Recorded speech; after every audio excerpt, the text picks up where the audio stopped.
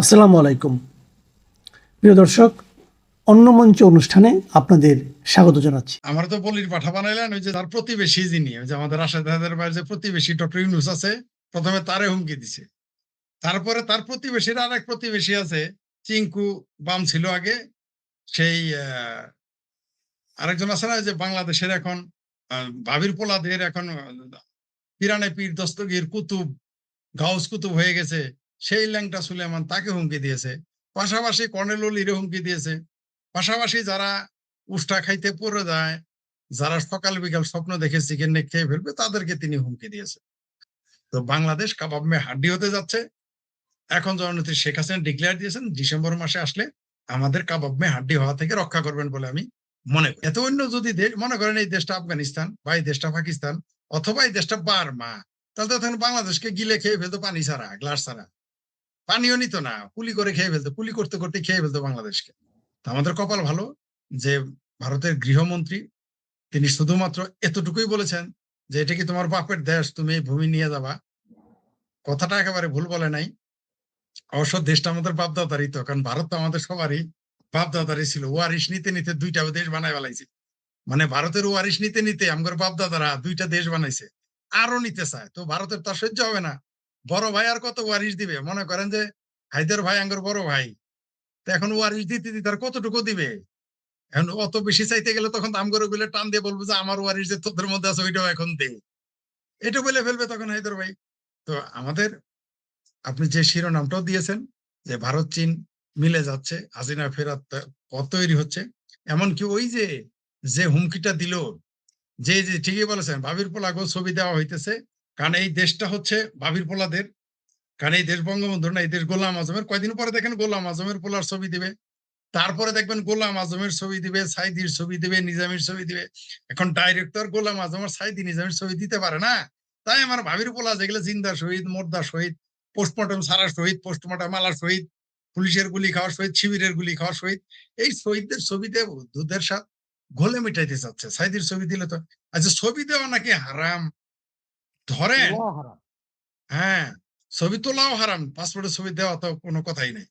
ধরেন এই পাসপোর্টে যদি এতক্ষণ কেউ বলতো আওয়ামী লীগ ক্ষমতায়, ধরেন আগামীতে আওয়ামী লীগ ক্ষমতায় আসলো, আসবে তো বটেই, এসে বললো পাসপোর্টে বঙ্গবন্ধুর ছবি লাগাবো, ওরে বাপরে বাপ, দেখবেন কি সমালোচনা হয়। তো খুব ভালো কাজ করেছে এরা। কারণ আজ পর্যন্ত শেখ হাসিনা বা আওয়ামী লীগ সরকার সাহসই পায় নাই যে বঙ্গবন্ধুর ছবিটা পাসপোর্টে লাগাই, এই সাহস পায় নাই। কিন্তু আমি অগ্রিম প্রস্তাব দিয়ে রাখলাম, আগামীতে আওয়ামী লীগ সরকার ক্ষমতায় আসলে প্রথম কাজ হবে পাসপোর্টে বঙ্গবন্ধুর ছবি রাখা। এটা দিয়ে আমরা বিসমিল্লাহ করবো।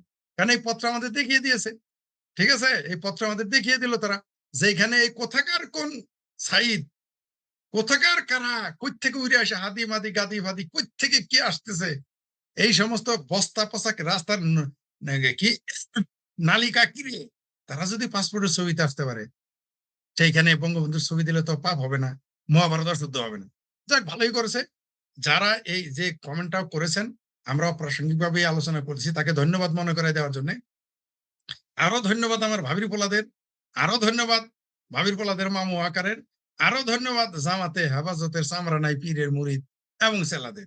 কারণ তোমরা ভাই পথ দেখাইলে আগামীতে আমরা বঙ্গবন্ধুর ছবিটা মাশাআল্লাহ লাগাইতে পারবো। বিরাট উপকার করছে, আমি এদের ধন্যবাদ জানাই। কালকে আমি আহা, দিন তো পার হয়ে গেল। আচ্ছা ঠিক আছে, এই উপলক্ষে আগামী শুক্রবার আমি মসজিদে বাতাস আর কদমা পাঠাই দিব।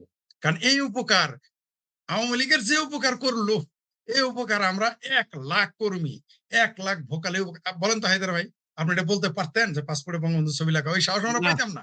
কিন্তু এখন আমরা ডিক্লেয়ার দিলাম, আমি শেখ ফরিদ আওয়ামী লীগ ক্ষমতার আসার আগে ডিক্লেয়ার দিলাম, বঙ্গবন্ধুর ছবির পাসপোর্টে লাগাইতে আওয়ামী লীগ সরকারকে আমরা বাধ্য করব যে বঙ্গবন্ধুর ছবি পাসপোর্টে আনো। তখন আওয়ামী লীগ বলবে, আওয়ামী লীগের মধ্যে দেখবেন তখন সাইদি লীগ উঠে দাঁড়াবে। আওয়ামী লীগের ভিতরে তখন দেখুন কমিউনি লীগ করে, না না না, স্টেক ফেরলে ছবি লাগানো যাবে না। তখন আমরা বলবো যে তোমাদের ওগুলো কি, তোমাদের তোমাদের এরা কারা ছিল, এই যে মুগ্ধ ফুগ্ধ নাকি কি সাইদ, সাইদ ফাইদ, তো এদের ছবি লাগানো গেলে বঙ্গবন্ধুর ছবি কেন দেওয়া যাবে না? যাক, একটা ভালো উপকার করেছে। আওয়ামী লীগের উচিত বাতাসা খাওয়ানো, আমি খাওয়াবো আওয়ামী লীগের পক্ষ থেকে। যেটা আপনি বলেছেন যে অমিত শাহজি যে হুমকি দিলেন, থ্রেট দিলেন, তিনি এই থ্রেট আসলে তাদেরকে দিয়েছেন যারা বাংলাদেশকে উস্কাচ্ছে, তুরস্ককে আর পাকিস্তানকে দিয়েছে। এতক্ষণ তো ঠাট্টা করলাম, আসলে এই থ্রেটটা তিনি ওই যে পেয়ারা বাঙ্গুদের পেয়ারা পাকিস্তান আর তুরস্ককে তিনি হুমকি দিয়েছেন। এই যে বাংলাদেশের যে গোয়েন্দা প্রধান ৩ দিন যাবৎ তুরস্ক করে আছে। আবার আমাদের ওয়াকার মামুদের, আমার ভাবির কালকে পোলাদের যাবে। মামু ওয়াকার তুরস্কে যায়। এদেরকে থ্রেট করলো, মিথ্যা বুঝাই দিল। মানে ঝিকে মেরে বউকে শাসন করলো, বাবা সোজা হয়ে যাও নাহলে কপালে শনি আছে। তবে আমার মনে হয়, আমিও খুব টেনশনে ছিলাম যুদ্ধ-মুদ্ধ হয়ে যাবে। তবে মনে হয় যুদ্ধ-টুদ্ধ যাইতে হবে না। তার আগে আমার ভাবির পোলারা, যারা মুস্তাকা সরকার আছে তাদের নিয়ে দৌড়াদৌড়ি করে সারতে পারবেন না তারা। আর আপনি যেটা শিরোনাম দিয়েছেন, ভারত চীন মিলে যাচ্ছে, যাবেই তো। ভারত চীন কেন মিলবে না? কেন মিলে যাবে না? কারণ দিন শেষে তো মন্ডলেই তো মন্ডলিগিরি করবে।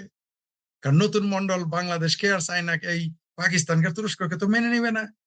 আর আর বড় জোর ১ মাস এই যে সৌদি আরবের সাথে ইরানের লেগে যাবে। আর পাকিস্তান তখন কাবাব মে হাড্ডি হয়ে যাবে। তারা তখন যুদ্ধ করতে হবে। পাকিস্তান তো কিছুদিনের মধ্যে সৌদি আরবে হামলা করে। আমি যদিও কেউ পরামর্শ দিয়েছে যে, ফরিদ সাহেব এই যে আপনি মাঝে মধ্যে বলেন যে, আগেই বলেছিলাম, এগুলো বললেন না। যে বলে সে, যে করে সে বলে না। মাঝে নিজের ঢোল নিজেও পেটাইতে হয়। এইজন্য মাঝে মধ্যে বলি। আগেই বলেছিলাম আমি যে ইরান এই আফগানিস্তানে হামলা করবে।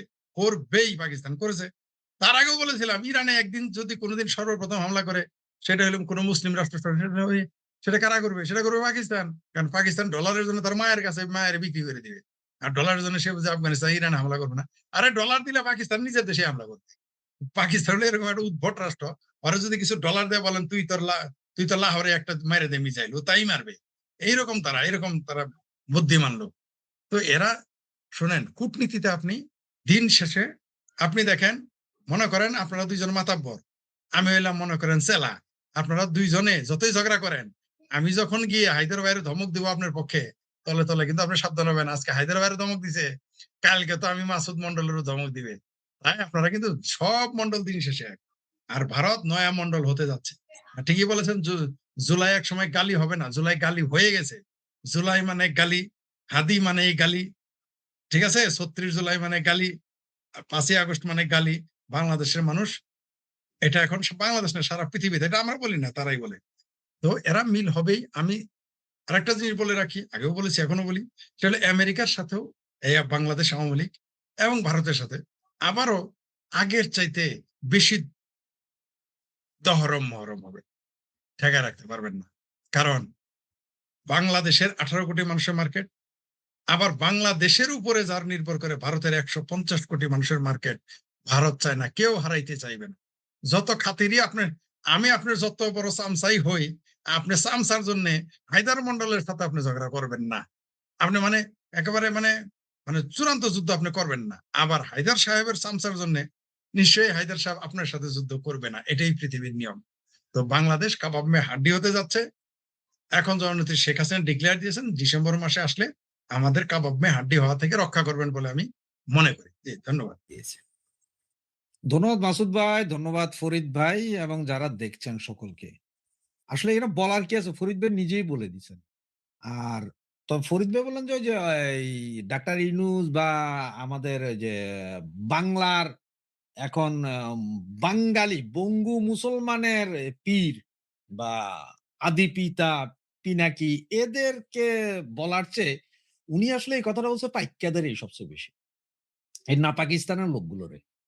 কারণ হচ্ছে যে এরাই বেশি ওই যে এদের উস্কাইছে না যে উত্তর দিক, দক্ষিণ দিক, পূর্ব দিক দিয়ে আক্রমণ করো ওদের। অমিত শাহ তো ভদ্রলোক, উনি ভদ্র ভাষায় বলছেন অমিত শাহ। আমি হইলে হয়তো কথাটা বলতাম। ধন্যবাদ মাসুদ ভাই, ধন্যবাদ ফরিদ ভাই এবং যারা দেখছেন সকলকে। আসলে এটা বলার কি আছে? ফরিদ ভাই নিজেই বলে দিছেন। আর ফরিদ ভাই বললেন যে, ওই যে এই ডাক্তার ইউনূস বা আমাদের ওই যে বাংলার এখন বাঙালি বঙ্গু মুসলমানের পীর বা আদি পিতা, পিনাকি এদেরকে বলার চেয়ে উনি আসলে এই কথাটা বলছে পাইক্যাদেরই সবচেয়ে বেশি। এই না পাকিস্তানের লোকগুলোরে। কারণ হচ্ছে যে এরাই বেশি ওই যে এদের উস্কাইছে না যে উত্তর দিক, দক্ষিণ দিক, পূর্ব দিক দিয়ে আক্রমণ করো ওদের। অমিত শাহ তো ভদ্রলোক, উনি ভদ্র ভাষায় বলছেন অমিত শাহ। আমি হইলে হয়তো। ধন্যবাদ মাসুদ ভাই, ধন্যবাদ ফরিদ ভাই এবং যারা দেখছেন সকলকে। আসলে এটা বলার কি আছে? ফরিদ ভাই নিজেই বলে দিছেন।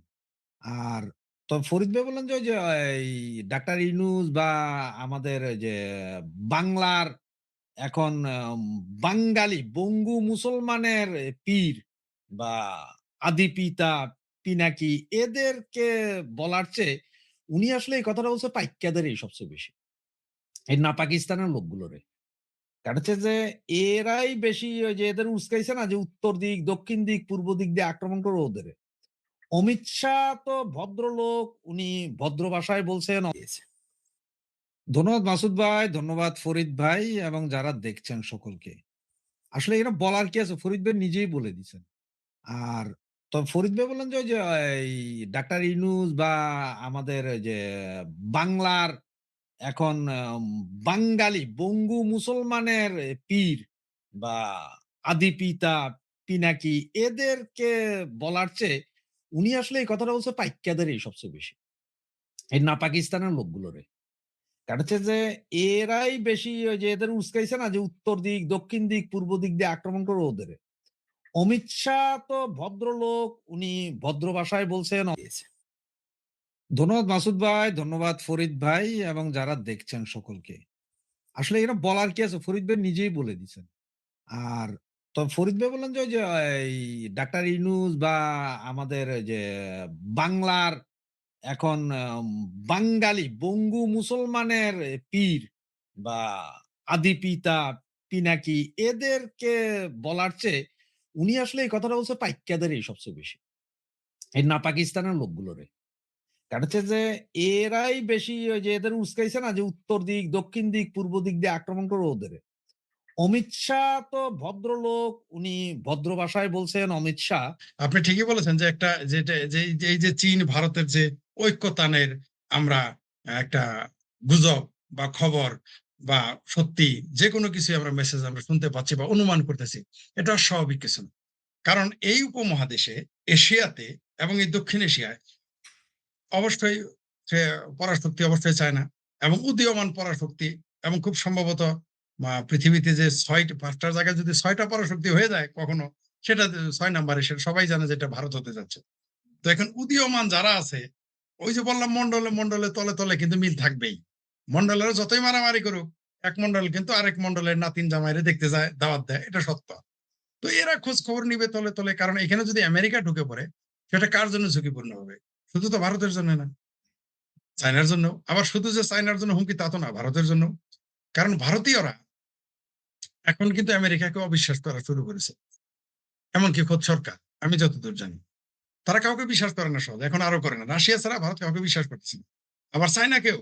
Bharat, Russia, Bharat, Russia, America, এই 3টিতে অদ্ভুত ব্যাপার। ভারত, রাশিয়া এবং আমেরিকা, এই 3টি দেশ সরকারি ভাবে মনে করে যে চায়না তাদের শত্রু। তাহলে চায়নাও তো সেটা জানে। তাহলে চায়নাও সেটা জানে যে দেখেন রাশিয়া, আমরা জানি রাশিয়ার সাথে তার বন্ধুত্ব না। রাশিয়া রাষ্ট্রীয় ভাবে তাদের গোয়েন্দা রিপোর্টে রয়েছে, ভারতের গোয়েন্দা রিপোর্টে রয়েছে, এখানে পাকিস্তানকে 1 নম্বর শত্রু বলা নাই। ভারতের যে রিপোর্ট দিয়েছে, সেখানে কিন্তু পাকিস্তান 1 নম্বর শত্রু না। বলা হয়েছে যে এই যে একজন লিখছেন, মাঝে মাঝে ভাবির পোলাদের সাথে গল্প করতে গেছি। জি জি জি, এইখান থেকে ছুটে গিয়েছিলাম কিছুক্ষণ আগে। তো ওই যে ভারতের কি বলেছে তারা? বলেছে যে চায়না হলো তার 1 নম্বর শত্রু। আমেরিকার সিআইএ কি বলেছে? যে তার 1 নম্বর শত্রু হচ্ছে চায়না। রাশিয়ার কেজিবি কি বলেছে? বলেছে চায়না।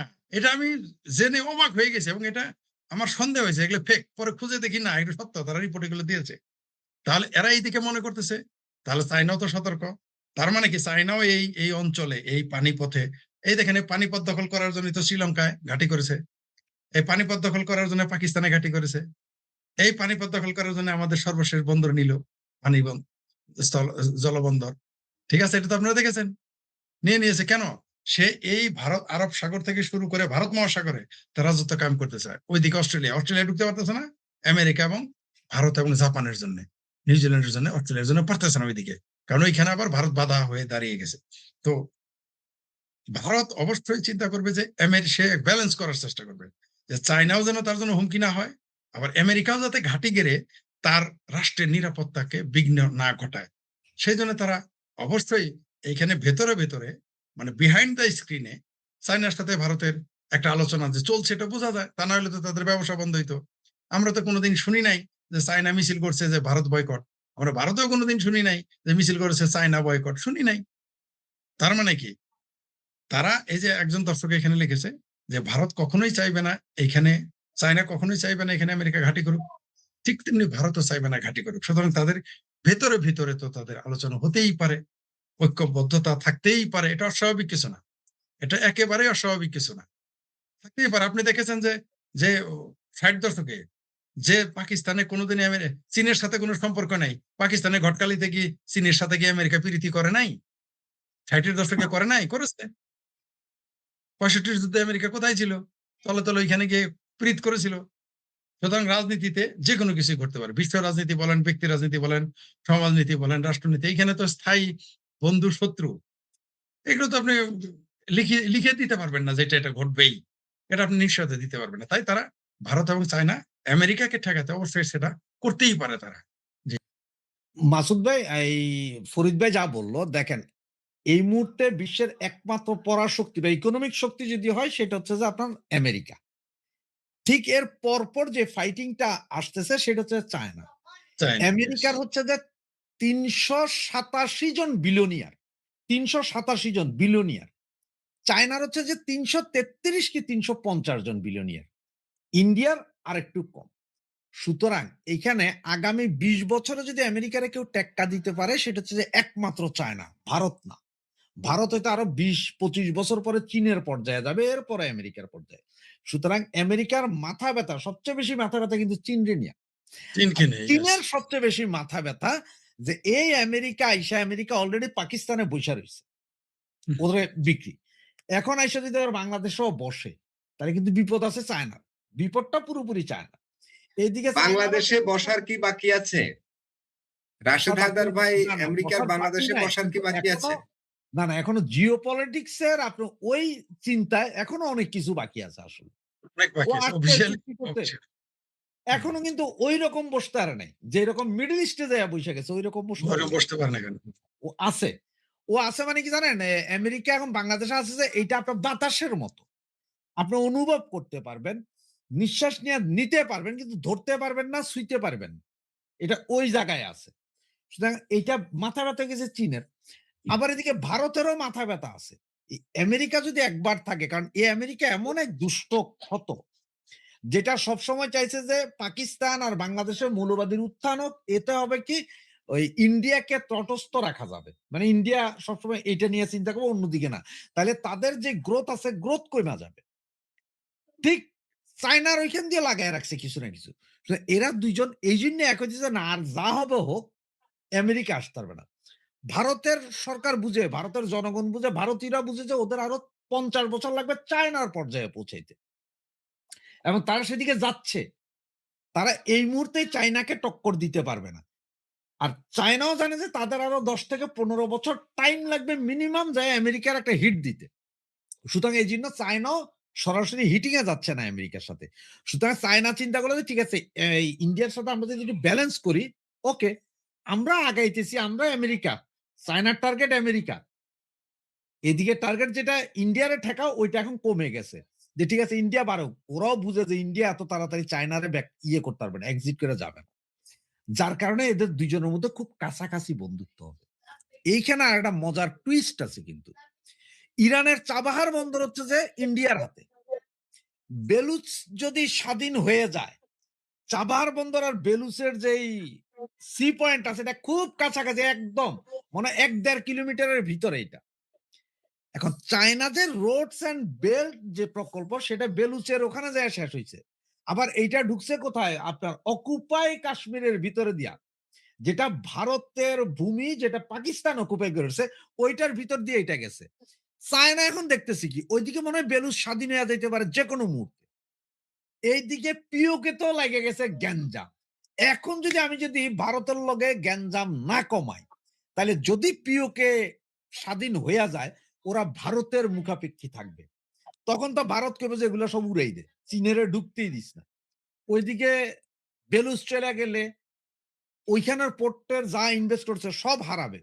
সব কারণে তারা এখন হচ্ছে যে ভারতের গায়ে হাত বুলাইতেছে যে ঠিক আছে, আপনারা চলেন, আমরা একটু ২ জনের মধ্যে ইয়ে করি, আমেরিকারে আসতে দিব না। কিন্তু মূল টার্গেট আমেরিকার আসতেই না। আমেরিকা আসতেই নয়, আমেরিকা তো শয়তান। সে যেই অঞ্চলে যাবে সেই অঞ্চলেই বিপদ। এক ইয়েতে ঢুইকা মিডল ইস্টের এক আপনার এই ইরাকে ঢুইকা, ইরাক গেল, লিবিয়া গেল, সিরিয়া গেল, বাকি সবগুলোতে লাগাইছে না গ্যান্জাম। এই জন্যই চায়না আর ভারত এখন খুব কাছাকাছি আসতেছে। আপনি যত বেশি পেচকি করবেন, তত বেশি কাছে আসবে। আর সবচেয়ে বড় বিষয় হচ্ছে ব্রিক্স। ব্রিক্স মুদ্রা চালু করাটা এখন ইয়ের জন্য, কার জন্য? চায়নার জন্য ফরজ হয়ে গেছে গা। হেল লাগে তেল, হেল লাগে অমুক, হেল লাগে তমুক, হে আবার পাঠায় সব। ব্রিক্স মুদ্রা চালু হইলে সবচেয়ে বেশি লাভবান হবে চায়না।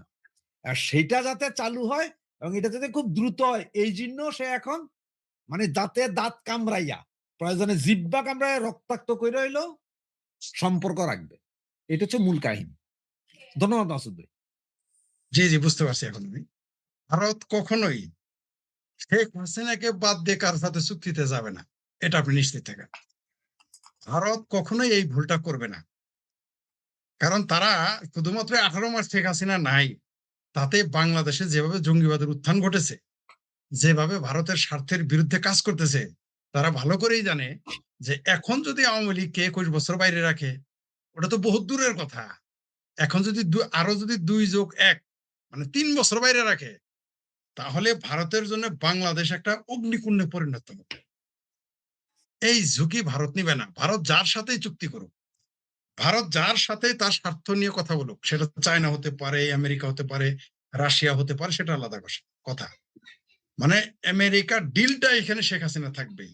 অর্থাৎ আপনি মাসুদ ভাই যার সাথে আলোচনা করেন, ফরিদের বিষয়টা আপনার থাকবে যে না, ফরিদকে নিয়ে আলোচনা চলবে না, সে আমার স্বার্থ রক্ষা করবে বা আমি তার স্বার্থ রক্ষা করবো, স্পষ্ট বলে দিবে। কারণ হলো আপনি দেখেন, এই দেশে যদি পাকিস্তান ঢুকে পড়তে পারে, এই দেশে যদি আমেরিকা ঢুকে পড়তে পারে, এই দেশে যদি তুরস্ক একেবারে নগ্ন ভাবে ঢুকে গেছে বাংলাদেশে, এখন তো আর কেউ বলতে পারবে না ভারত আসলো কেন। কারণ আমরা দেখেছি যে আমেরিকা আসার পরে জামাতের আমির বলছে আমেরিকা তার পরীক্ষিত বন্ধু। এখন যদি আওয়ামী লীগ বলে ভারত আমাদের পরীক্ষিত বন্ধু, দোষটা কোথায়? আর তো আপনি সেই চাপা দিয়ে আপনি রক্ষা করতে পারবেন না।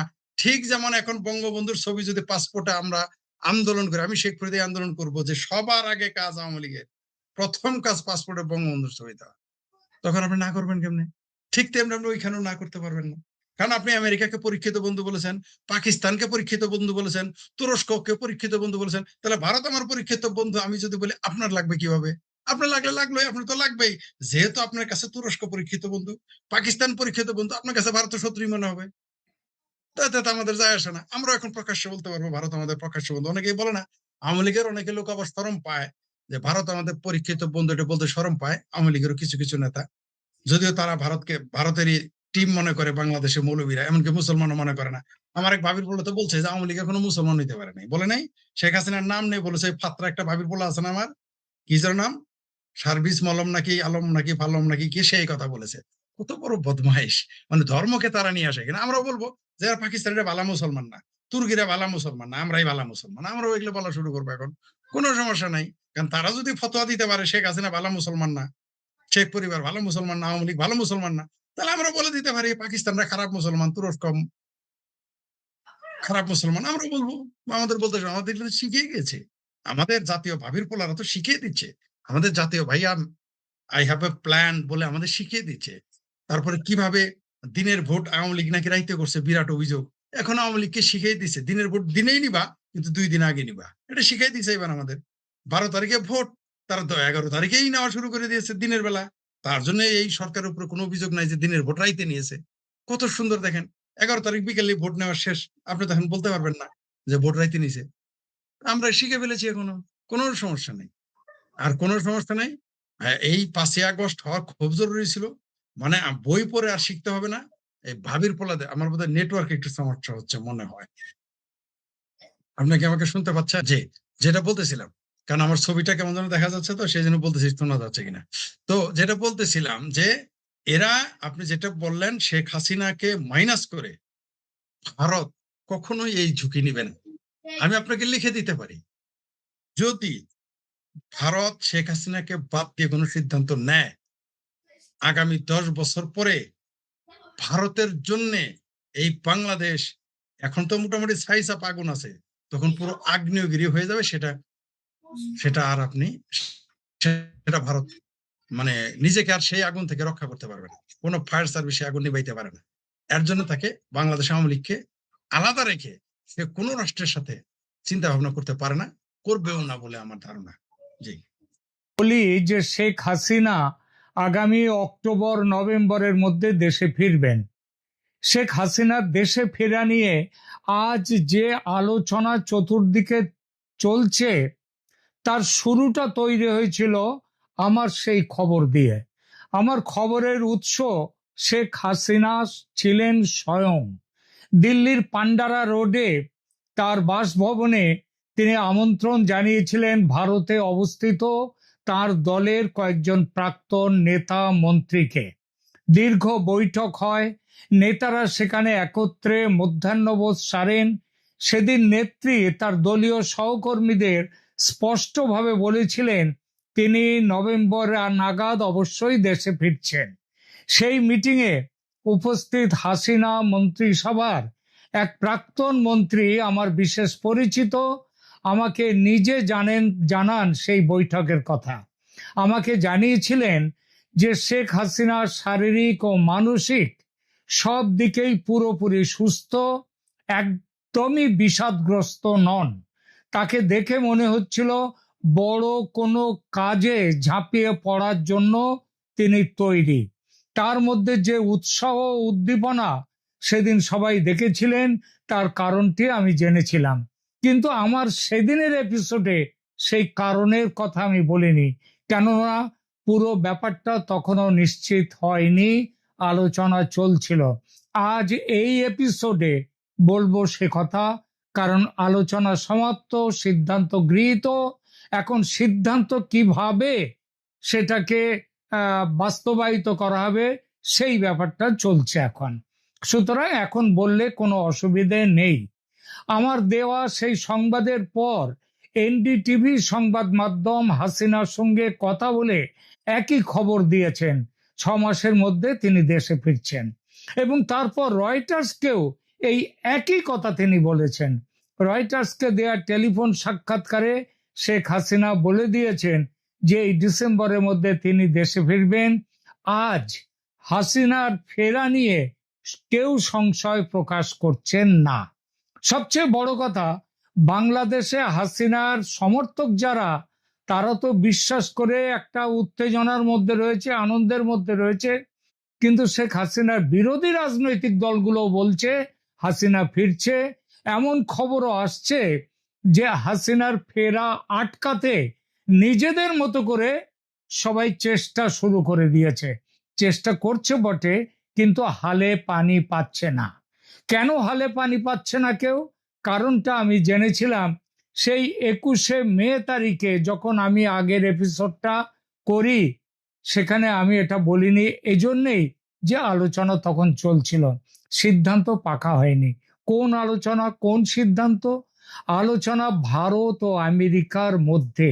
বিষয় শেখ হাসিনার দেশে ফেরা। আমেরিকার সঙ্গে শেখ হাসিনা সরাসরি কথা তখনও বলেননি, কথা হচ্ছিল ভারত আর আমেরিকার মধ্যে। আর যখন যা কথা হচ্ছিল তা নেত্রীকে জানিয়ে দিচ্ছিলেন এবং নেত্রীর বক্তব্য জেনে নিচ্ছিলেন ভারতের national security adviser Ajit Doval. আগেই বলেছি, বিষয় শেখ হাসিনা কিভাবে দেশে ফিরবেন, দেশে কোথায় ও কিভাবে থাকবেন তিনি, এবং আইনি লড়াই কিভাবে করবেন তিনি, সেই ব্লু প্রিন্ট তৈরির কাজ চলছে এখন। এখন কেবল অপেক্ষা ঝাঁপিয়ে পড়ার। আর এই খবর রয়টার্স থেকে এনডিটিভি আন্তর্জাতিক সংবাদ মাধ্যমের শিরোনাম দখল করে আছে এখন। তবে আজকের আলোচনা কেবল ফিরে আসা নিয়ে নয়, আজকের আলোচনার বিষয় এর নেপথ্যে থাকা অদৃশ্য সুতোটি নিয়ে। কেন হঠাৎ ভারত এবং আমেরিকা, যাদের অবস্থান বেশ কিছু ব্যাপারে ভিন্ন মেরুতে থাকে এবং বাংলাদেশ নিয়েও ভিন্ন মেরুতে চলে গিয়েছিল, তারা হাসিনার ব্যাপারে কোন অলিখিত সমঝোতায় পৌঁছেছে? আর সেই সমঝোতার আড়ালে কি বাংলাদেশের সংবিধান ও বিচার ব্যবস্থাকে এক নতুন সংকটের মুখোমুখি দাঁড় করিয়ে দেয়া হচ্ছে? আজ আমরা এই বিষয়ের গভীরে যাব। প্রথমে বলি, শেখ হাসিনাকে নিয়ে সত্যি ভারত আমেরিকার মধ্যে কোনো সমঝোতা বার্তা হয়েছে কি না, হয়ে থাকলে কাদের মধ্যে হয়েছে সেই আলোচনা। আমেরিকার পক্ষে ছিলেন ভারতে নিযুক্ত আমেরিকার হাই কমিশনার সার্জিও গর এবং তার একটা টিম। যিনি এই সার্জিও গর আবার রাষ্ট্রদূত ছাড়াও দক্ষিণ ও মধ্য এশিয়ায় আমেরিকার স্পেশাল এনভয়। তার আগে যে পদে ছিলেন সেই বিখ্যাত বা কুখ্যাত, যেটাই বলুন না, ডোনাল্ড লু, যিনি শেখ হাসিনার পতনের পেছনে ছিলেন অন্যতম প্রধান কারিগর। সার্জিও গোরের আর একটা বড় পরিচয়, তিনি আমেরিকার প্রেসিডেন্ট ডোনাল্ড ট্রাম্পের অতি ঘনিষ্ঠ। সার্জিও গোর ভারতে আসার পর থেকে দফায় দফায় ভারতের এনএসএ অজিত ডোভাল, পররাষ্ট্রমন্ত্রী এস জয়শঙ্কর, স্বরাষ্ট্রমন্ত্রী অমিত শাহ, এমনকি প্রতিরক্ষা মন্ত্রী রাজনাথ সিং এবং প্রধানমন্ত্রী নরেন্দ্র মোদীর সঙ্গে পর্যন্ত বৈঠক করে দু দেশের সমস্যার গভীরে গেছেন, সমস্যা দূর করার পথগুলো নিয়ে আলোচনা করেছেন। আমেরিকার পলিসি মেকারদের সঙ্গে সার্জিও গর কথা বলেছেন, ধাপে ধাপে সব প্রশ্নের উত্তর খুঁজে নিয়েছেন এবং অবশেষে চূড়ান্ত সিদ্ধান্তে পৌঁছেছে দুই দেশ। তারপর গ্রিন সিগন্যাল গেছে শেখ হাসিনার কাছে। কূটনৈতিক সূত্র থেকে যে খবর পেয়েছি, একটা পর্যায়ে আমেরিকার সঙ্গে আলোচনা এগোতেই পারছিল না একটা বিশেষ কারণে। আমেরিকা বলেছিল ইউনূসের সঙ্গে স্বাক্ষরিত গোপন চুক্তি হাসিনাকে মেনে নিতে হবে। ইউনূসের সঙ্গে আমেরিকার যে গোপন চুক্তি হয়েছিল, হাসিনা গো ধরেছিলেন, মানবেন না, বলেছিলেন পুরো চুক্তির কপি তাকে দিতে হবে, নইলে তিনি কোনো সমঝোতায় আসবেন না, তাই বিদেশে থাকতে হয়, আর যাই হয় হোক। কিন্তু তখন তাকে ভারতের পক্ষ থেকে বোঝানো হয় আপাতত গোপন চুক্তি নিয়ে কোনো রকম কথা কেউ দেবে না, দিতে পারবে না, ওটা তোলা থাক ভবিষ্যতের জন্য, দরকার হলে তখন এই চুক্তি নিয়ে আবার আলোচনা হতে পারে। আর চুক্তি যে একেবারে অজর অমর অক্ষয় হয়ে থাকে এমন তো নয়। আর ট্রাম্পের চলে যাওয়ার সময় তো আবার 4 বছরে ওদের ইলেকশন, তার 2 বছর প্রায় হয়ে গেছে, সুতরাং ট্রাম্পেরও চলে যাওয়ার সময় এসে যাচ্ছে, এরপর আলোচনা এগিয়ে যায়। এবং বাংলাদেশের বর্তমান সরকারের চীন ঘেঁষা নীতি থেকে বাংলাদেশকে দূরে রাখা, মৌলবাদী ও সন্ত্রাসবাদী শক্তিকে দমন করা ও আঞ্চলিক ভূ রাজনীতির ভারসাম্য রক্ষা করতে আমেরিকা এবং ভারত, দুই শক্তিশালী দেশ, শেখ হাসিনাকে আবার রাজনীতির টেবিলে দেখতে চায় এবং সেই দেখতে চাওয়ার সিদ্ধান্তে সিলমোহর দিয়ে দিয়েছে দুই দেশ। ঠিক হয়েছে হাসিনাকে দেশে ফেরানো, তাকে সুরক্ষা দেয়া, আওয়ামী লীগকে দেশের রাজনীতিতে পুনর্বাসন দেয়া, শেখ হাসিনার আইনি চ্যালেঞ্জ যাতে সুবিচার পায়, তার জন্য আমেরিকা ও ভারত যৌথভাবে তাদের দিক থেকে প্রয়োজনীয় কূটনৈতিক চাপ দেবে বাংলাদেশ সরকার, বাংলাদেশ সেনাবাহিনীকে। একটু ভেঙে বলতে হয়, শেখ হাসিনার দেশে ফেরার ব্যবস্থার ব্লু প্রিন্ট ভারত ও আমেরিকা আলোচনা করে ঠিক করবে। দ্বিতীয়ত, দেশে ফেরার পর তার থাকার জায়গা কোথায় হবে সেটাও আলোচনায় এসেছে। ঢাকায় নামার পর তাকে কি বন্দি করে জেলখানা বা ক্যান্টনমেন্টের মধ্যে জেলখানা তৈরি করে রেখে দেয়া, কোনোটাই নিরাপদ মনে করছে না কেউ। কারণ জেল হত্যার এত রেকর্ড আছে বাংলাদেশে, তাতে প্রশ্ন ওঠা অস্বাভাবিক নয়। একই অবস্থা ক্যান্টনমেন্টেও। বাংলাদেশ সেনার মধ্যে বিভিন্ন আদর্শগত গোষ্ঠী আছে, কেউ জামাতপন্থী, কেউ আওয়ামী লীগপন্থী, কেউ ভারতপন্থী, কেউ পাকিস্তানপন্থী। এরপর শেখ মুজিব, জিয়াউর রহমান দুজনে খুন হয়েছেন সেনা অফিসারদের হাতে। সুতরাং ক্যান্টনমেন্টের মধ্যে নিরাপদ নন শেখ হাসিনা। এই পরিস্থিতিতে কথা চলছে জেলখানা বা ক্যান্টনমেন্ট নয়, শেখ হাসিনাকে গৃহবন্দী রাখার। কিন্তু গণভবন তো এখন বাসের অযোগ্য, তাহলে বিকল্প বাসস্থানের ব্যবস্থা করা হবে, আর সেখানে পাহারায় থাকবে বিশেষ বাহিনী। সেই বাহিনীর কম্পোজিশন কিভাবে হবে, কারা সেটা তৈরি করবে, সেটা দেখবে বাংলাদেশ সেনা ও ভারতের কর্তৃপক্ষ যৌথ আলোচনার মাধ্যমে, যার মধ্যে শেখ হাসিনার প্রতিনিধিও থাকবেন, এমন কথা শোনা যাচ্ছে। এসব বিষয় খুব গুরুত্বপূর্ণ, এটা ঠিক, কিন্তু আইনি বিষয়টা এসবের চেয়ে কম গুরুত্বপূর্ণ নয়। ইতিমধ্যে শেখ হাসিনার পক্ষ থেকে আইনগত চ্যালেঞ্জের বিভিন্ন দিক নিয়ে কাজ শুরু হয়ে গেছে। লন্ডনের ডাউটি স্ট্রিট পুরো ব্যাপারটা দেখছে বলে জানতে পেরেছি।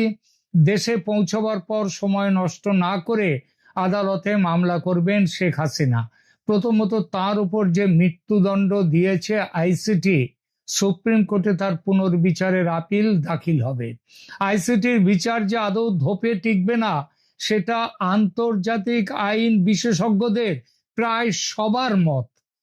প্রথমত, ট্রাইব্যুনাল তৈরি হয়েছিল কেন, এই মত দিচ্ছেন তারা, কারণ হচ্ছে প্রথমত ট্রাইব্যুনাল তৈরি হয়েছিল ৭১-এর যুদ্ধবন্দীদের বিচারের জন্য, কিন্তু যেভাবে তার টার্মস অফ রেফারেন্স বদল করে ২৪-এর অভ্যুত্থানকে যুক্ত করা হয়েছে, সেটা আন্তর্জাতিক ট্রাইব্যুনাল নিয়ম কানুনের সম্পূর্ণ বিরোধী।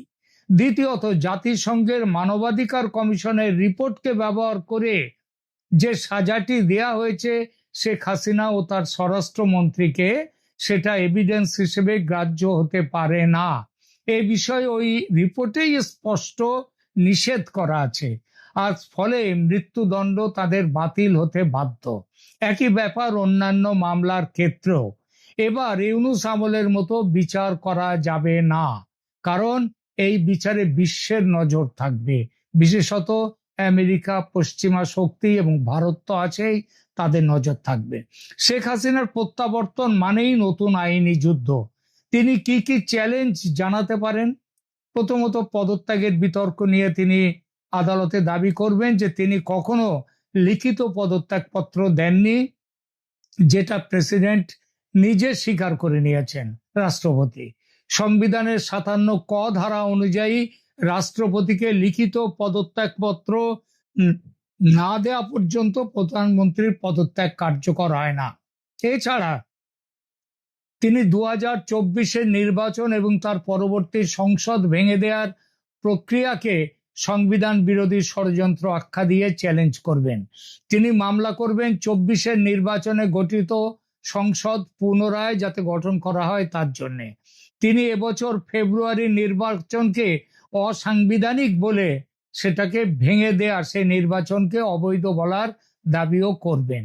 এছাড়া যে পদ্ধতিতে অন্তর্বর্তী সরকার জালিয়াতির মাধ্যমে গঠিত হয়েছে, সেটাকে তিনি রাষ্ট্রদ্রোহিতা হিসেবে ঘোষণার দাবিতে মামলা করতে পারেন, কারণ সুপ্রিম কোর্টে রেফারেন্স বলে যে ব্যাপারটা বলা হয়েছে, সেটার মধ্যেই জালিয়াতি নিয়ে ইতিমধ্যেই হাইকোর্টে মামলা উঠেছিল। তিনি অভ্যুত্থানের বৈধতা বনাম সাংবিধানিক বৈধতা নিয়ে প্রশ্ন তুলতেই পারেন। এই বিষয়ে মামলায় হাইকোর্ট যে জনগণের আকাঙ্ক্ষা বা প্রয়োজনীয়তার তত্ত্ব, ডক্ট্রিন অফ নেসেসিটি ব্যবহার করে বৈধতা দিয়েছে, শেখ হাসিনা সেই ভিত্তিকেই চ্যালেঞ্জ করতে চান। কারণ জনগণের আকাঙ্ক্ষা, সেটার প্রমাণ কিভাবে পাওয়া গেল? দেশের ১৮ কোটি জনতার মধ্যে ২-১ লক্ষ মানুষ যদি আন্দোলন করে একটা সরকারকে, নির্বাচিত সরকারকে যদি ভেঙে দেয়, তাহলে সেটাকে জনগণের আকাঙ্ক্ষা বলা যায় না। এটা ষড়যন্ত্র এবং অভ্যুত্থানের ষড়যন্ত্র। প্রশ্ন হলো, হাইকোর্ট যে জনগণের আকাঙ্ক্ষার কথা বলছে, আইনি পরিভাষায় কি এর কোনো ভিত্তি আছে? সংবিধানের প্রস্তাবনায়, বাংলাদেশের সংবিধানে জনগণের সার্বভৌমত্বের কথা থাকলেও এটা কোনো নির্দিষ্ট আইনি ধারা নয়, এটা একটি আইনের ধূসর এলাকা। এবার আসা যাক সবচেয়ে বিতর্কিত অংশে। ৫ আগস্টের ঘটনা প্রবাহ নিয়ে যে প্রশ্নগুলো উঠেছে, প্রধান বিচারপতির অবস্থান, রাষ্ট্রপতির রেফারেন্স প্রক্রিয়া, যদি অভিযোগ সত্যি হয় যে কোনো বেঞ্চে যথাযথ প্রক্রিয়া মেনে কোনো শুনানি হয়নি, কারণ ওই সময় সুপ্রিম কোর্টের কয়েকজন বিচারপতি, প্রধান বিচারপতি, তিনি ছিলেন ক্যান্টনমেন্টে ছিলেন, এবং তার সেখানে ক্যান্টনমেন্টে কেন কোথাও এই ধরনের কোনো, সেখানে সেদিন কোনো বেঞ্চ বসেনি। সুপ্রিম কোর্টের তাই যদি হয়, প্রমাণ হয়, তাহলে সুপ্রিম কোর্টের সেই রেফারেন্সের বৈধতা নিয়ে প্রশ্ন উঠবে। মনে রাখতে হবে সুপ্রিম কোর্টের রেফারেন্স জানি যে চিঠি দিয়েছিল সেই চিঠিরও কোনো কপি পাওয়া যাচ্ছে না। সুতরাং পুরো ব্যাপারটা একটা জালিয়াতি। এটা আইনি দিক থেকে কি একটু নরম করে বললে, আইনি দিক থেকে এটাকে প্রসিডিউরাল ল্যাপস বা প্রক্রিয়াগত ত্রুটিও যদি বলা হয়, যদি জালিয়াতি নাও বলা হয়, তাহলে পুরো অন্তর্বর্তী সরকারের গঠন প্রক্রিয়ায় চ্যালেঞ্জের মুখে পড়বে। যদি কোনো আদালত এই জালিয়াতির অভিযোগ আমলে নেয়, অর্থাৎ বলে এটা জালিয়াতি হয়েছে, তবে বাংলাদেশের বিচার ব্যবস্থা এক অভূতপূর্ব সংকটের সৃষ্টি হবে, প্রশাসনিক সংকটও সেই সঙ্গে। এখন প্রশ্ন, যদি শেখ হাসিনা সত্যি আদালতে গিয়ে এই সমস্ত দাবিগুলো তোলেন, তবে রাষ্ট্র বা সমাজ কি করবে? যদি আদালত তার দাবি মেনে নিয়ে সংসদ ফিরিয়ে আনার রায় দেয় 2024-এর সংসদ, তবে তা কি দেশ জুড়ে চরম বিশৃঙ্খলার জন্ম দেবে না? নাকি একটি নতুন নির্বাচনের পথ প্রশস্ত হবে? অন্যদিকে আদালত যদি প্রথাগত আইনের দোহাই দিয়ে তার আবেদন খারিজ করে দেয়, তবে শেখ হাসিনার সমর্থক গোষ্ঠীরাও তারাও দেশে রাজনৈতিক ভাবে একটা গোলমালের সৃষ্টি হতেই পারে। এখানেই এসে পড়ে আন্তর্জাতিক সমীকরণের প্রশ্ন। ভারত ও আমেরিকার প্রভাব শুধু হাসিনার নিরাপত্তার গ্যারান্টিতে সীমাবদ্ধ নয়, তারা দেশে যাতে কোনো বিশৃঙ্খলা তৈরি না হয়, দেশে যাতে একটা আইনি শাসন ব্যবস্থা থাকে, সেটাও তাদের দেখার কথা। সুতরাং প্রস্তাব দেয়া হচ্ছে, নাকি তারেক রহমানকে ইতিমধ্যে প্রস্তাব দেয়া হয়েছে যে এসব আইনি বিতর্কে দেশ এক চরম অরাজকতার মধ্যে পড়তে পারে, সেটা যাতে না হয় তার জন্য শেখ হাসিনার প্রত্যাবর্তনের পর একটা কুলিং পিরিয়ড, শান্ত পিরিয়ড, শান্তি দিয়ে আন্তর্জাতিক নজরদারিতে নতুন করে ভোটের ব্যবস্থা হবে। শেখ হাসিনার কাছেও এই প্রস্তাব দেয়া হয়েছে, তারেক রহমানের কাছেও গেছে এই প্রস্তাব। যদি দুজনেই রাজি হয়ে যান, তাহলে বছর খানেকের মধ্যে নতুন করে নির্বাচন হবে বাংলাদেশে, এবং তখন দেখা যাবে পরিস্থিতি কোথায় যায়, কে ক্ষমতায় আসে। উপসংহারে এটাই বলা যায়, শেখ হাসিনার ফেরা, দেশে ফেরা শুধু একজন ব্যক্তির ফেরা নয়, এটি বাংলাদেশের রাষ্ট্র ব্যবস্থার ভিত্তি নিয়ে এক বিরাট পরীক্ষার সময়। প্রিয় দর্শক, আপনারা কি মনে করেন এই সাংবাদিক চ্যালেঞ্জ কি আদৌ টিকবে, নাকি ইতিহাসের চাকা অন্য কোনো দিকে ঘুরবে? একটা জিনিস গত কয়েকদিন ধরে খুব সূক্ষ্মভাবে দানা বেঁধে উঠছে, আপনারা অনেকেই হয়তো খেয়াল করেন না, বিশেষ করে আমার সাংবাদিক কলিগ বন্ধুরা হয়তো অনেকে নজরে এটা এড়িয়ে গেছে, বাট খুব ইন্টারেস্টিং জিনিসটা হচ্ছে সিনিয়র সাংবাদিকদের বিরুদ্ধে জামাতি গোষ্ঠী কামান দাগা শুরু করেছে। এই সিনিয়র সাংবাদিক আসলে কি জিনিস? মানে আমরা নিজেরাও অনেক মজা করে বলি যে সিনিয়র সাংবাদিক মানে হচ্ছে যাদের চাকুরি নাই, সাংবাদিক, বেকার সাংবাদিক। এবং আমি এটা দোষের কিছু দেখি না, কেন দেখি না সেটাতে আলাপে পরে আসবো। তো এই সিনিয়র সাংবাদিক বলতে এখন কাদেরকে বোঝাচ্ছে? এখানে আমি যেটা দেখলাম, আনিস আলমগীর, মাসুদ কামাল, মঞ্জুরুল হক পান্না, বিশেষ করে এই তিনজনের কথাই যদি আমি বলি, এরা হচ্ছে এখন সিনিয়র সাংবাদিক, এবং তাদের বিরুদ্ধে জামাতিরা একটা সমন্বিত অ্যাটাক শুরু করেছে। এই অ্যাটাক গুলো কি আপনি দেখবেন সবগুলো জামাতি, মানে ব্যারিস্টার ফুয়াদ ধরেন, তুষারকে দেখলাম, তারা ক্রমাগত যে এদের অথরিটিকে কোয়েশ্চেনের মুখে ফেলে দিচ্ছে, প্রশ্নের মধ্যে ফেলে দিয়েছে। এবং তাদের যারা আরো পেরিফেরির সিনিয়র সাংবাদিক যারা আছেন, তারাও এটাকে খুব একটা ধোঁয়া দিয়ে যাচ্ছে। এই ধোঁয়াটা দেওয়া শুরু হয়েছে একবারে টপ টু বটম, জামাতি সকল অ্যাক্টিভিস্ট, সকল বক্তব্য যারা দিচ্ছেন, তারা এটা শুরু করেছে। প্রশ্ন হচ্ছে হঠাৎ করে এই কারণটা কি ঘটেছে?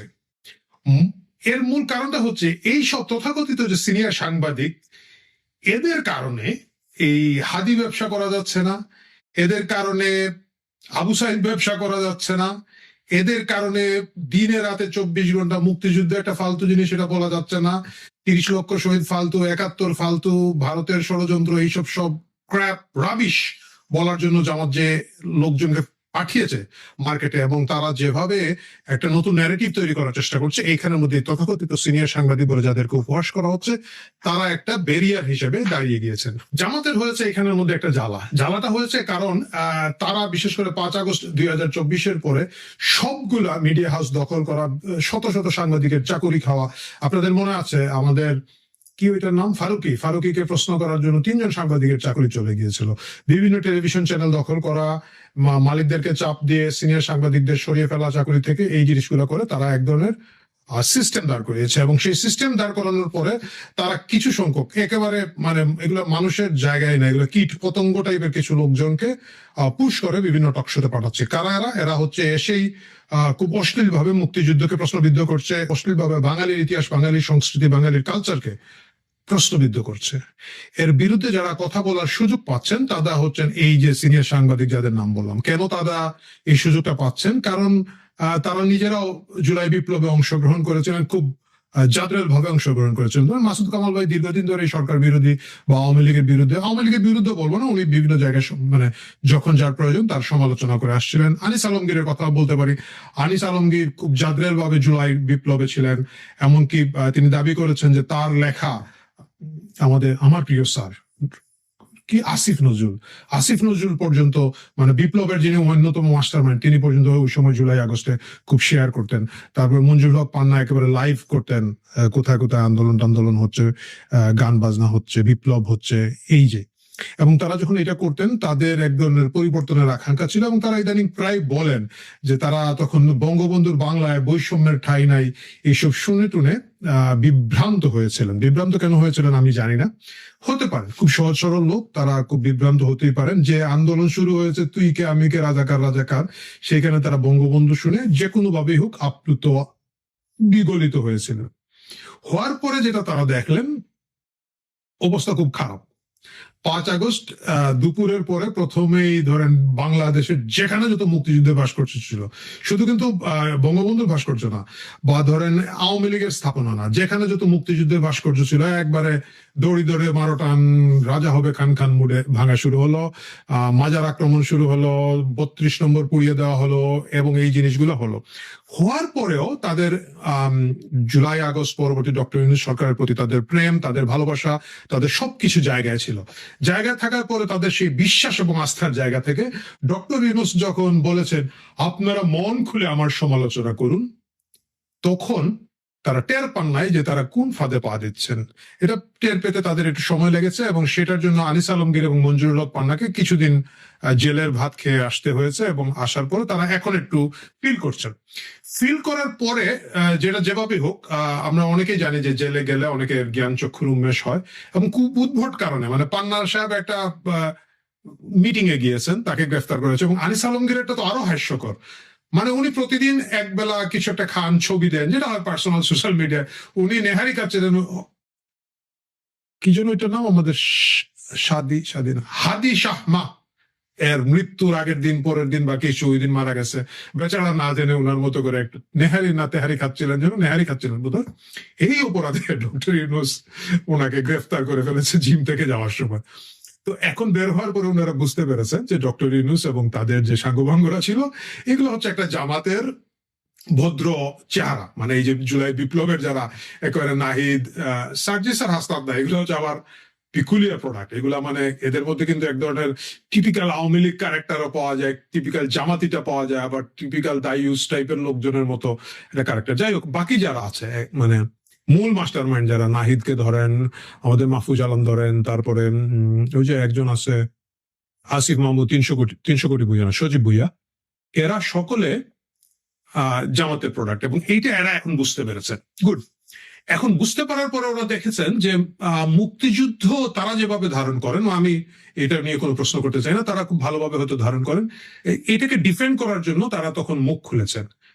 এখানেই জামাতের জ্বালাটা শুরু হয়েছে। কারণ জামাত প্রথম হচ্ছে এদেরকে মিডিয়ায় আওয়ামী লীগের দোসর হিসাবে মিডিয়া ব্লক করতে পারে নাই, কারণ যেহেতু এরা প্রত্যেকেই জুলাই আন্দোলনের মধ্যে ছিলেন।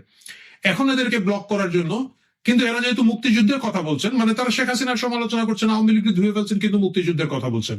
জামাতে তো শেখ হাসিনা আওয়ামী লীগ হচ্ছে মানে আলাদা প্যাকেজ না, তার হচ্ছে পুরো 71, তার পুরো মুক্তিযুদ্ধের বিরুদ্ধে তার বয়ানটা তৈরি করার জন্য সে এত কষ্ট করে বিপ্লব করেছে, এত লোকজন মেরেছে, মারিয়েছে, টাকা পয়সা খরচ করেছে, এখন এরা একটা ডিস্টার্ব তৈরি করেছে। তাই এদেরকে এখন মিডিয়া থেকে সরিয়ে ফেলতে হবে, এবং এই মিডিয়া থেকে সরিয়ে ফেলার ধারাবাহিক প্রপাগান্ডা হিসেবে বেশ কিছু লোকজনকে আমি দেখলাম যে এখন এদেরকে কেন সিনিয়র সাংবাদিক, এরা কি বলছে সেটা নিয়ে কিন্তু কোনো আলাপ হচ্ছে না। মানে যে এই সাংবাদিক এটা বলেছেন, আনিস আলমগীর এটা ভুল বলেছে, মঞ্জুর হক পান্না এটা ভুল বলেছে, মাসুদ কামাল এটা ভুল বলেছে। ভাই তুমি তো কথা বলবা তার কথার বিপরীতে, তার বিরুদ্ধে তুমি যুক্তি দিবা, কিন্তু এগুলো এখন যুক্তি না। যুক্তিটা কি? এরা কেন সিনিয়র সাংবাদিক পরিচয় দেয়? আমি মনে করি যে এরা সিনিয়র সাংবাদিক পরিচয় দিক কি জুনিয়র সাংবাদিক পরিচয় দিক, এতে সমস্যা কি? তারা যেটা বলছে সেটা আপনারা পারলে খণ্ডন করেন, কিন্তু জামাত সেদিকে যাবে না। জামাত এদের এই সাংবাদিকদের অথরিটিকে কোয়েশ্চেন করবে, কারণ এদের সাথে যুক্তি দিতে পারবে না, এদের বিরুদ্ধে কথা বলে এদেরকে সমাজে হাসির পাত্র তৈরি করে দিবে, এবং এই জায়গাটা করার একটা কৌশল নিয়েছে। এবং এই কৌশল যে ব্যারিস্টার ফুয়াদ একা করছে তা না, একবার আমি সারওয়ার তুষার সহ আরো ওদের যে গ্যান্ডা বান্ডা কি আছে দেশে বিদেশে আমেরিকায় বাংলাদেশে দেখলাম, এরা সকলে কিন্তু সিনিয়র সাংবাদিকের বিরুদ্ধে লেগেছে। ইভেন 11 দলীয় জনসভায় আমি দেখলাম যে খুব সম্ভবত ফুয়াদ এই সিনিয়র সাংবাদিকের বিরুদ্ধে কথা বলছে। মানে এই যে একটা অর্গানাইজড ক্যাম্পেইন শুরু হয়েছে, কারণ হচ্ছে মিডিয়ায় যারা মুক্তিযুদ্ধের পক্ষে 71-এর পক্ষে কথা বলার একটু চেষ্টা করছেন তাদেরকে দমিয়ে দেওয়ার জন্য। আমি এই সিনিয়র সাংবাদিক মানে এনিওয়ে আমি ওনাদেরকে অনুরোধ করবো, সিনিয়র সাংবাদিক বাদ দেন, আপনি বলেন বেকার সাংবাদিক, সমস্যা কি? এই ইউনূস সরকার আসার পরে বাংলাদেশের শত শত সাংবাদিক বেকার হয়ে গিয়েছে, শত শত সাংবাদিকের পেটে লাথি পড়েছে, শত শত সাংবাদিক হত্যা মামলা, এই মামলা সেই মামলা জড়িয়ে গেছে, ডজন ডজন সাংবাদিকের দিনের পর দিন, বছরের পর মাসের পর মাস এদের ব্যাংকের হিসাব নিকাশ বন্ধ করে দেওয়া হয়েছে। সাহসের সাথে বলুন, হ্যাঁ বেকার সাংবাদিক হওয়া তো দোষের কিছু না, তারপরেও কথা বলুন। আচ্ছা, এরপরে হচ্ছে আরো কিছু সাংবাদিক আমি দেখলাম সম্প্রতি 3-4 দিন আগে আলমদিনা রেস্টুরেন্টে খাইতে গিয়েছেন। এরা কারা? এরা হচ্ছেন জয়ী মামুন, মুন্নি সাহা, প্রভা শামীন। প্রভা শামীনের কথা আপনাদের নিশ্চয়ই মনে আছে, এবং খুব সম্ভবত অভিনেত্রী মেহের আফরোজ শাওন, যদিও উনি সাংবাদিক না, উনি এদের সাথে গিয়েছেন, এবং সেখানে তারা হেনস্থার শিকার হয়েছেন। কিছু লোকজন তাকে এখানে মব করার চেষ্টা করেছে, তারা পুলিশ কল করেছেন, তারপরে যেভাবেই হোক মাঝে মাঝে একটা সমাধানের মাধ্যমে তারা তাদের মধ্যে বেরিয়ে এসেছেন। ওই ছবিতে আমি আরো কিছু সাংবাদিক দেখেছি, যাদের নাম আমি বলতে চাচ্ছি না, যেহেতু তাদের নাম প্রচার হয় না, আমি তাদের ব্যক্তিগত অধিকার লঙ্ঘন করতে চাচ্ছি না। তারা ছিলেন, মানে আমার যেটা ধারণা বেশ কিছু সাংবাদিক বন্ধু বান্ধব তারা সেখানে গিয়েছেন, যেহেতু এই টেলিভিশনের কল্যাণে মুন্নি সাহা, জয়ী মামুন এবং প্রভা শামীনকে সবাই চিনেন, তাদের উপরে এই যে এক ধরনের মব করার চেষ্টা করা হয়েছে। আমি জানি না ভাই কেন আপনাদেরকে গিয়ে আলমদিনা রেস্টুরেন্ট, স্টার কাবাব এইসব মানে ওই লেভেলের রেস্টুরেন্টে গিয়ে খাইতে হবে। এখন আপনারা বলবেন আমাদের কি নাগরিক অধিকার নাই? আমাদের আছে। শুনে, নাগরিক অধিকার বাংলাদেশে নাই, এই সেন্সটা আপনাদের আগে গজাইতে হবে, না তো খালি সাংবাদিক বললে তো হবে না। আপনারা বলবেন কেন আমাদের কি সমস্যা, আমরা যেতে পারি। আপনি এখন মুহাম্মদপুরে 5 ভরি স্বর্ণালঙ্কারের রাত 2টার সময়, ধরেন রাত 2টা না, সন্ধ্যা 8টায় হাঁটাহাঁটি করেন, হাইজিক করলেন, আপনি বললেন আমার কি নাগরিক অধিকার নেই ফুটপাথ দিয়ে যাওয়ার? অবশ্যই আপনার নাগরিক অধিকার আছে। আপনার নিজের নাগরিক অধিকার যেরকম সচেতন থাকতে হবে, আপনার কমন সেন্স এরকম সচেতন থাকতে হবে, দুইটাই থাকতে হবে। তো আপনি অনেক সোনার গয়না নিয়ে, অনেক দামি জিনিসপত্র নিয়ে একটা অন্ধকার গলি যেখানে অনেক বেশি চিন্তাই হয়, ওইদিকে হাঁটাহাঁটি করবেন, নাগরিক অধিকার ফলাবেন, সেটা হবে না। নাগরিক অধিকারের সাথে কমন সেন্স থাকতে হবে। সো এই সাংবাদিকদের উপরে একটা খড়গহস্তের কাহিনী দেখলাম।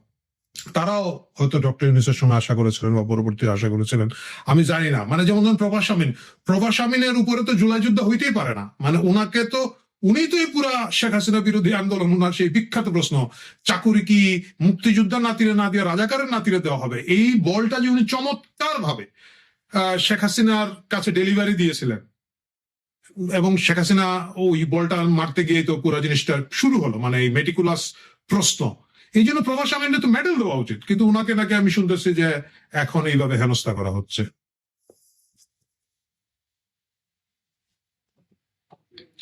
ট্রাজেডি হলে যেমন মুন্নি সাহা, আমি অনেক চিন্তা করে দেখলাম যে মুন্নি সাহার একমাত্র দোষ হলো উনার নামের সাথে সাহা লাগানো। আমি অনেক কষ্ট করে পাই না, কারণ যখন এই জুলাই আগস্ট ঘটে, ওনাকে তো দোষ সাংবাদিক বলার চেষ্টা করা হচ্ছে। জুলাই আগস্ট ঘটে উনি কিন্তু এই মিডিয়াতে ছিলেন না, ওনার এটিএন এর সাথে ওনার গ্যাঞ্জাম, সেটা যেভাবে হোক খুব সম্ভবত 1.5-2 বছর আগে লেগেছে মালিক পক্ষের সাথে। এবং লেগেছে এই কারণে, কারণ মুন্নি সাহাকে কিন্তু আওয়ামী লীগের লোকজন পছন্দ করে না। অনেকেই হয়তো জানেন না, গণভবনে মুন্নি সাহার প্রবেশে নিষেধাজ্ঞা ছিল, বেশ কিছুদিন ধরে ছিল। সেই মুন্নি সাহা, এনিওয়ে আপনারা বলবেন যে উনি তো যেহেতু নামে সাহা আছে, নিশ্চয়ই আওয়ামী লীগ করে হইতে পারে, বলতে পারেন।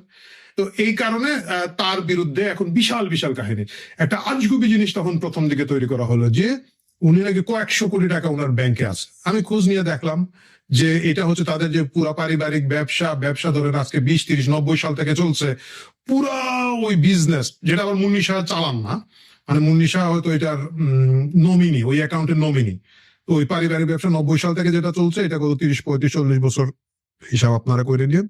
ওইটার সকল ট্রানজাকশন ধরে হিসাব করে বলা হচ্ছে এত কোটি টাকা ওনার ব্যাংকে লেনদেন হয়েছে। তো এইভাবে ডক্টর ইউনূস চেষ্টা করেছিল এদেরকে দমন করা, করতে পারে নাই, হজম হয় নাই, কিছু করতে পেরেছে, কিছু করতে পারে নাই। কিন্তু আমাদেরকে একটা জিনিস প্রিয় দর্শক মনে রাখতে হবে, এই যে সিনিয়র সাংবাদিক বলে সাংবাদিকদেরকে অবদমনের একটা চেষ্টা, এটা জামাতিরা শুরু করেছে, কারণ তাদের বয়ান মিডিয়ায় প্রতিষ্ঠা করতে পারছে না। যারা এটা করার চেষ্টা করছেন তাদেরকে আবার আমি একটা উল্টা কথা বলবো, যে বয়ান আপনারা এইভাবে প্রতিষ্ঠা করতে পারবেন না। এই স্পেসের জায়গাটুকু যদি আপনারা না দেন, একা একা কথা বলে, ওই যে কি কতগুলা আনসার না ফাজিল ব্যারিস্টার, 71 হয় নাই, কিছু হয় নাই, মানে জিন্নার পর আর কাউরে তাদের চোখে লাগে না, জিন্না তাদের বাপ, জিন্না তাদের দাদা, বাংলাদেশে জিন্নার জন্মদিন মৃত্যুদিন পালন করে, মুক্তিযুদ্ধ অস্বীকার করে, 71 অস্বীকার করে, এরা বেশি দিন টিকবে না, এই মাল বাংলাদেশে খাবে না।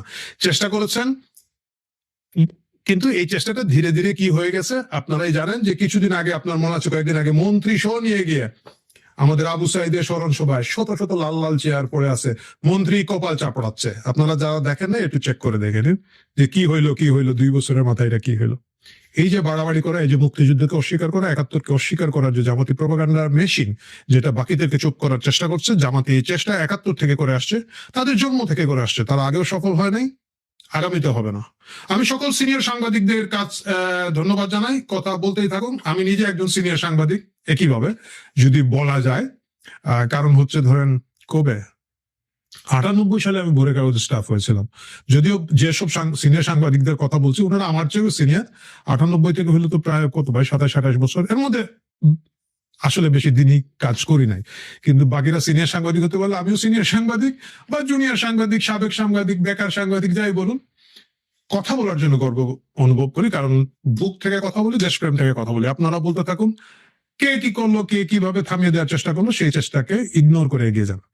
আইএমএফ যখন পাকিস্তানকে লোন দিল না, আরব আমিরাত যখন প্রেসার দিল যে আমার $3.5 বিলিয়ন ফেরত দিতে হবে, এই টাকার জন্য পাইকারা কার কাছে গেছিল? পাকিস্তানিরা যাইয়া ঠিক সৌদি আরবের পায়ে পড়ছিল যে আপনারা আমাদের বাবা কিছু টাকা দেন, দরকারের সমস্ত সিগনেচার করুন। সৌদি আরব পয়সা দিছিল, আচ্ছা বাইচা বাঁচাই দিছিল পাইকারে। এখন আমাদের তারেক ভাইয়া গেলেন কোথায়? ভারতে প্রথম গেলেন না, গেলেন কোথায়? মালয়েশিয়া। উনি মালয়েশিয়া যাওয়ার লগে লগে ওখান থেকে 2.5 লক্ষ শ্রমিক এখন পাঠাই দিতেছে। পড়ছেনই বিপদে ভাইয়া। গেলেন চায়না, এখন চায়নারে ঠেকানোর জন্য যেখানে আমেরিকা বসে আছে, এখন চায়না যায় ঘুরে ঘেরে এসে আপনি যেগুলো বললেন সব দিতেছে, ভারত যাবে না। এখন আইএমএফ ও পয়সা দিচ্ছে না। গত এই আপনার সপ্তাহ 10 দিন আগের খবর, আইএমএফ ঋণ ছাড় করতেছে না। অলরেডি আমাদের আমির খসরু মাহমুদ চৌধুরানী উনি বললেন যে আইএমএফ এর সাথে আওয়ামী লীগ এমন সব চুক্তি করছিল যেগুলা দেশের জন্য খারাপ, আমরা সেই চুক্তি করুন না, এই জন্য আইএমএফ আমাদের পয়সা দিবে না। আসলে আইএমএফ যে পয়সা কেন দিবে না এটা কিন্তু উনিও জানে, আপনিও জানেন, আমিও জানি, সবাই জানে, যে তুমিও জানো, আমিও জানি। এখন ওনার তো কিছু পয়সা তো দরকার, পয়সা আনতে হবে। পয়সা আনতে হলে কি করতে হইব? সৌদি আরব যাইতে হইব। সৌদি আরব গেলে আরেকটা লাভ আছে। গতকালকে আমি আপনারই আরেকটা টক শোতে বলছিলাম যে একসময় ইরাকের রাষ্ট্রপতি সাদ্দাম হোসেন উনি আল্লাহর জানাজা দেওয়ার ঘোষণাও দিছিলেন। সাদ্দাম হোসেন, কিন্তু গুগলে সার্চ করলে পাবেন এগুলো। এগুলা নিয়ে মেসাকা, কারণ উনি তো চরম কমিউনিস্ট। এরপরে উনি আবার যায় বড় পীর খাজা আব্দুল কাদের জিলানির মাজারে যাইয়া নামাজ পড়ে দোয়া করে একটা ছবি দিচ্ছে, সারা মুসলিম বিশ্বে সাদ্দামই বড় নেতা। ঠিক সেম অবস্থা এখন আমাদের তারেক ভাইয়ার। তারেক ভাই এত বছর আরবে মারবে যায় না, তো এই যে বঙ্গু মুসলমান আছে ওখানে যাইবো উনি, ওই যে 3 কাপড়ের এহরাম বানবো, বাইন্দা তারেক ভাইয়া যাইতেছে কোথায়? কাবা শরীফে নামাজ পড়তেছে, এগুলার ছবি তুলে ব্যাপক হাইলাইট 10-15 দিন চলবে, ভাইয়া হজ কইরা ফাড়ে ফেলাইতেছে, আল্লাহ নাইমা গেছে, ভাইয়ার লগে আল্লাহ সাওয়া মারোয়া পাহাড়ে দৌড়াইতেছে, এরকমও লেখবে। মূল কাহিনীটা এখন আসে যে কি কি হবে। এখন দেখেন, গতকালকে চাইনিজ অ্যাম্বাসেডর কি বলেছেন? যে করিডোরের কাজ এবং রোডস এন্ড হাইওয়ের কাজ অলরেডি শুরু। আজ পর্যন্ত বাংলাদেশের কেউ কি বলেছেন, কোন মিনিস্টার কি বলেছেন না এটা এখনো চুক্তি হয়নি, আমরা করি নাই? চাইনিজ অ্যাম্বাসেডর কিন্তু এমনি এমনি কয় নাই, তার মানে তাদের দিকের কাজ শুরু হয়ে গেছে। চুক্তি তলে হোক আর উপরে হোক, প্রেসার দিয়ে হোক আর যাও হোক, চুক্তি একটা হবেই, হয়ে গেছে। আমেরিকা চুপচাপ শুনতে, আমেরিকা এখন শুনতেছে, আমেরিকা চুপ বইসা রইছে। আমেরিকার খেলাটা দেখেন। তিস্তা ব্যারেজ, পদ্মা ব্যারেজ অমুক-তমুক করবে বলছে। এরা পয়সা দিবে কইছে। কিন্তু এখন পর্যন্ত ১ পয়সা ছাড় করে নাই। ওইটার ব্যাপারে কোন চুক্তি হয় নাই। তার মানে যে চায়নাও চাইতেছে যে তুমি আমার এই করিডোর দাও কিনা, এই রাস্তা দাও কিনা। তুমি যদি দাও আমি বাকিগুলা